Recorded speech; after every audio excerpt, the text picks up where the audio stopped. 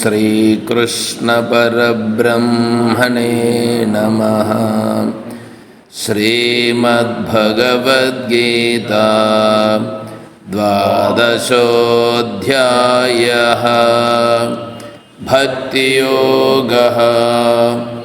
अर्जुन उवाच एवं सततयुक्ता ये भक्तास्त्वां पर्युपासते ये चाप्यक्षरमव्यक्तं तेषां के योगवित्तमाः।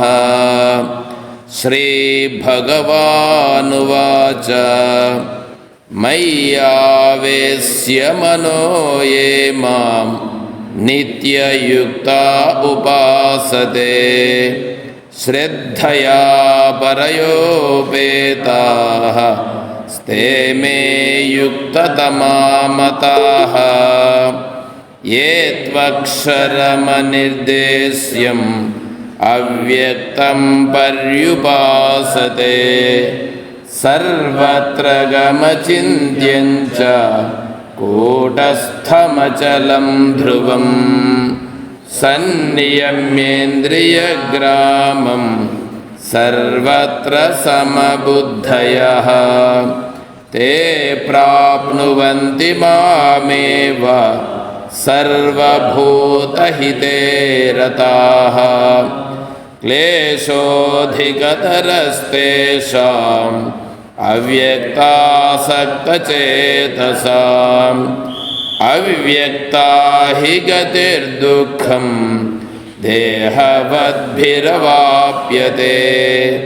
ये तु सर्वाणि कर्माणि मयि सन्न्यस्य मत्पराः अनन्येनैव योगेन मां ध्यायन्त उपासते तेषामहं समुद्धर्ता मृत्युसंसारसागरात् भवामि न चिरात् पार्थ मय्यावेशितचेतसां मय्येव मन आधत्स्व मयि बुद्धिं निवेशय निवसिष्यसि मय्येव अत ऊर्ध्वं न संशयः।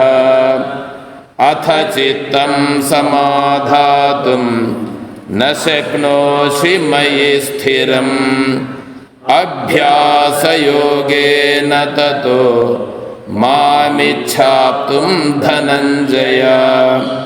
अभ्यासेऽप्यसमर्थोऽसि मत्कर्म परमो भव मदर्थमपि कर्माणि कुर्वन् सिद्धिमवाप्स्यसि। अथैतदप्यशक्तोऽसि कर्तुं मद्योगमाश्रितः सर्वकर्मफलत्यागं ततः कुरु यतात्मवान्। श्रेयो हि ज्ञानमभ्यासात् ज्ञानाध्यानं विशिष्यते ध्यानात् कर्मफलत्यागः त्यागाच्छान्तिरनन्तरम्। अद्वेष्टा सर्वभूतानां मैत्रः करुण एव च निर्ममो निरहङ्कारः समदुःखसुखः क्षमी सन्तुष्टः सततं योगी यतात्मा दृढनिश्चयः। मय्यर्पितमनो बुद्धिः यो मद्भक्तः स मे प्रियः। यस्मान्नो द्विजते लोको लोकान्नो द्विजते च यः हर्षामर्षभयोद्वेगै मुक्तो यः स च मे प्रियः। अनपेक्षः शुचिर्दक्षः उदासीनो गतव्यथः सर्वारंभ परित्यागी यो मद्भक्तः स मे प्रियः यो न हृष्यति न द्वेष्टि न शोचति न काङ्क्षति शुभाशुभ परित्यागी भक्तिमान्यः स मे प्रियः समशत्रौ च मित्रे च तथा मानावमानयोः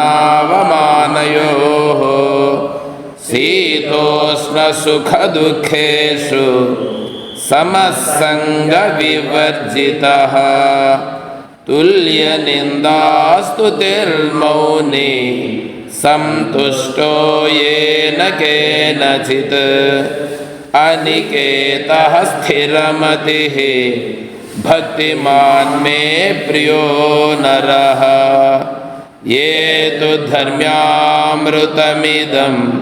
यथोक्तं पर्युपासते श्रद्धाना मत्परमा भक्तास्तेतीव मे प्रियाः।